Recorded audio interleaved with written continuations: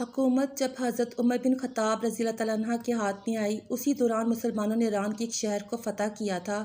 جہاں انہیں ایک ایسا تابوت ملا جس میں ایک شخص کی باڈی تھی جو حد سے زیادہ لمبا تھا، جس سے یہ معلوم ہوتا تھا یہ اس وقت کا انسان نہیں تھا بلکہ اس سے بھی پہلے ہزاروں سال پہلے کا ایک انسان تھا۔ وہاں کے لوگوں کا یہ کہنا تھا کہ جب بھی وہاں پر بارش نہیں ہوتی تھی تو ہم اس تابوت کو کھلے آسمان کے نیچے رکھ دیتے تھے، جس کی وجہ سے یہاں بارش ہو جاتی تھی۔ یہ بات سن کر لوگوں نے حضرت عمر کو ایک خط لکھا اور سارا واقعہ بیان کیا۔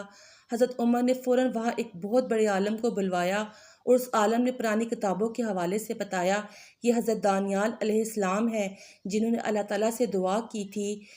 جن کو آخری نبی حضرت محمد صلی اللہ علیہ وسلم کی امت میں دفن کیا جائے۔ حضرت عمر نے 13 الگ الگ جگہوں پر قبریں کھدوائیں جس کے بارے میں کسی کو خبر نہیں تھی، ان میں سے ایک قبر میں دفن کر دیا، اس لیے کسی کو بھی آج تک حضرت دانیال علیہ السلام کی قبر کا پتہ نہیں ہے۔